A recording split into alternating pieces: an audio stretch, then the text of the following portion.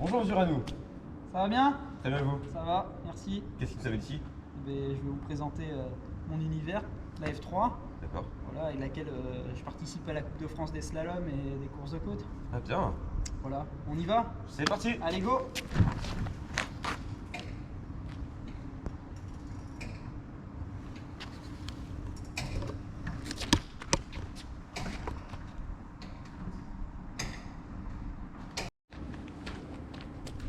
Bonjour Monsieur Ranou. Ça va bien? Très bien vous. Ça va, merci. Qu'est-ce qui vous amène ici? Je vais vous présenter mon univers, la F3, D'accord. voilà, avec laquelle je participe à la Coupe de France des slaloms et des courses de côte. Ah bien. Voilà, on y va? C'est parti. Allez, go!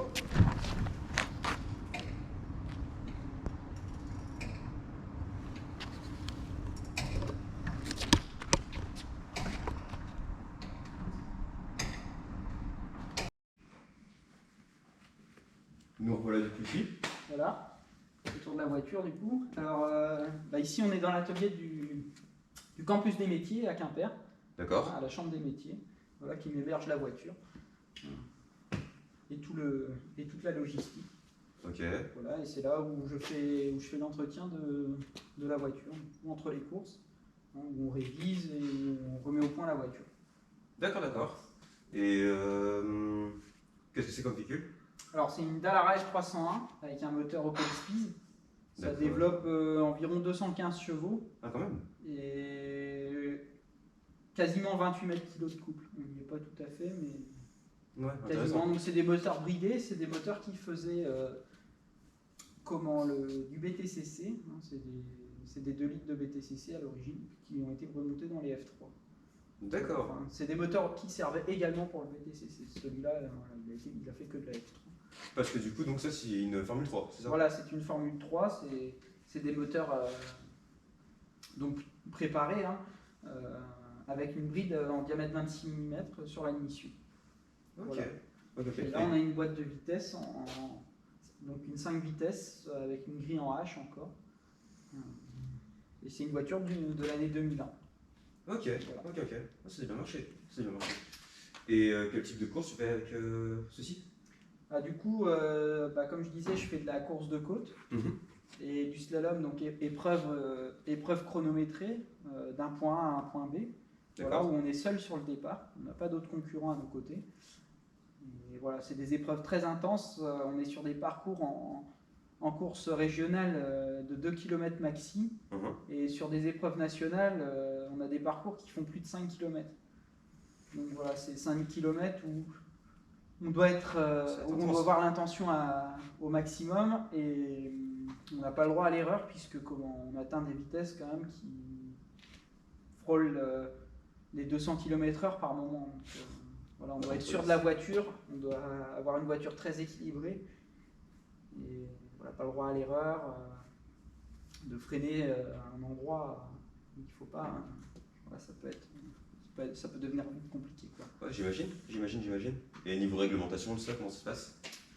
La réglementation est assez libre. Sur la F3, il y a juste au niveau de la bride de l'admission, hein, D'accord. où il y a une réglementation. Le poids également, puisque c'est un poids avec pilote à bord. Ok. On n'a pas le droit d'être en dessous. Donc si c'est trop léger, il faut que tu manges un peu avant. Ouais, on peut manger, mais on peut mettre aussi du lest dans la voiture. Tu peux laisser le véhicule du coup? Voilà, on a le droit de mettre des lestes sur le véhicule pour être au poids mini autorisé. D'accord. Voilà. Et après, c'est sur la hauteur d'aileron arrière principalement où ça peut jouer. Voilà. Ok. Voilà. Et après, plus les véhicules évoluent, plus les trains sont larges. Voilà un petit peu ce qui. Et vous êtes combien à faire ça, comment dire, genre en Bretagne par exemple? En Bretagne, alors si on fait Bretagne, Pays de Loire, on se retrouve souvent en F3 on est au maximum une quinzaine de pilotes en F3. Et après en formule tout confondu, il y a des courses où on peut se retrouver quand même à 30 quoi. Ah quand même. 30 formules. Quand même. Voilà. Et ça fait combien de temps que tu fais ça? Alors moi j'ai commencé avec la 205 Rallye Groupa. D'accord. Du coup, ensuite j'ai eu une Clio 2 Cup sur la saison 2019-2020-2021, pardon. Et la 205 du coup sur la saison 2017-2018. Et j'ai commencé fin 2016, j'avais fait un petit peu de loisirs, j'avais roulé avec la voiture d'un copain. Et la 205 en 2017, j'ai été champion de France de la classe A1, du coup, moins de 1400 en Groupa. Et avec la Clio, j'ai été champion de France 2 litres en Groupa en 2019 à la finale d'Angerville. D'accord, quand voilà. même. Et la F3, du coup, je roule depuis 2021 avec. Mais pas trop dur du coup de s'acclimater avec un véhicule comme ça? Ça doit quand même vachement changer par rapport à une Clio par exemple. Ouais, c'est très compliqué. Déjà au niveau du physique, c'est une voiture qui est très physique, qui demande une préparation quand même. Je me suis mis à courir, à faire du vélo et du renforcement musculaire pour être au top. Et oui, après la conduite, c'est sûr, par rapport à une traction qu'est la Clio et une propulsion qu'est la F3, le couple du moteur, la position de conduite, la largeur, l'appui aérodynamique, la tenue de route, c'est quelque chose qui est quand même pas du tout pareil. Ça se rapproche un peu du karting ou... Oui, c'est un gros karting, on va dire que c'est un gros karting. Plus puissant du coup. C'est un gros karting avec beaucoup de couples. Voilà. D'accord. La différence d'un karting, un 2 temps par exemple, c'est que ça prend beaucoup de tours. Voilà. F3, ça prend un peu moins de tours quand même. D'accord. Et point de vue entretien, tout ça, comment ça se passe là-dessus? Point de vue entretien, le moteur il a un pouvoir de 2500 km sur le Opel. D'accord. Voilà, donc on n'ouvre pas toutes les saisons. Par contre, on dépose le moteur et on y fait la distribution. On y fait une vidange toutes les 5-6 courses. La révision du démarreur également, toutes les 5 courses. Du démarreur? Voilà, on révise les bacs de démarreur. D'accord. Donc on mise le démarreur pour le réviser. Et puis l'embrayage, tous les hivers. Voilà, parce que je n'ai pas un embrayage carbone. Moi, je remplace l'embrayage tous les hivers. D'accord. Pour avoir quelque chose de tranquille. Et entre les courses, serrage des transmissions, contrôle serrage des freins. Ça va être vachement contrainte.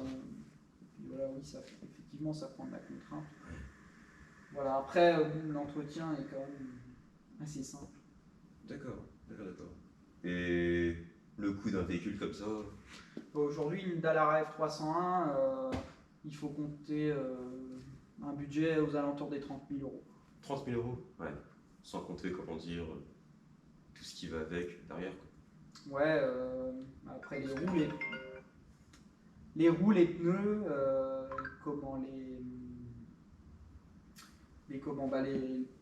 les outillages pour lever la voiture, une remorque fermée. Le véhicule pour tirer aussi du coup. Un véhicule pour tirer, voilà, il faut. Bon, ça a un budget. Mais aujourd'hui, pour se lancer dans le sport auto, on n'a pas besoin d'avoir ça. L'avantage en slalom, c'est qu'il y a une catégorie loisirs et les jeunes peuvent venir avec leur voiture tous les jours. Moins de 2 litres en atmosphérique et moins de 1600 en moteur turbo essence. Voilà, avec des engagements souvent sur des courses à 80 € environ pour les loisirs et une licence à la journée à 43 € par la fédération. D'accord. Donc voilà, ça permet de se mesurer, d'avoir des chronos face à d'autres voitures. Et pour se lancer dans la course, c'est vraiment très bien parce que ça ne nécessite pas un gros budget. D'accord. Parce qu'admettons, j'ai ma petite 106 ou une 6 VTS, j'ai envie de m'amuser une petite journée, hop. Voilà, vous venez, une bâche, un extincteur, puisque sur les pistes, dans les parcs pilotes, on est obligé d'avoir ça pour la sécurité. Et vous vous lancez pour une journée de pur plaisir. D'accord, c'est sympa. Avec une remise de prix généralement, tout ça, c'est plutôt sympa. Ouais. Et il y a combien de courses en préparant? Ça dépend peut-être des endroits, de la géolocalisation d'où est-ce qu'on est, ou je sais pas ça. Ouais, voilà, après, suivant où est-ce qu'on est, alors c'est vrai que nous, du fin fond de notre Bretagne, c'est plus compliqué d'aller sur les courses, surtout aujourd'hui avec le prix du carburant. Moi je fais une quinzaine de courses à l'année. D'accord. C'est déjà un très beau programme. Après, voilà, si vous voulez. Donc voici la bête. Le volant spécifique quand même. Hein. Les trains sont dingues, je trouve. L'aileron en carbone. J'imagine même pas le prix d'un truc comme ça. Donc si ça peut intéresser des entreprises, ils cherchent des sponsors encore. Donc n'hésitez pas. Je vais vous mettre l'adresse mail, comment dire, sur la vidéo. Donc c'est vraiment une super voiture.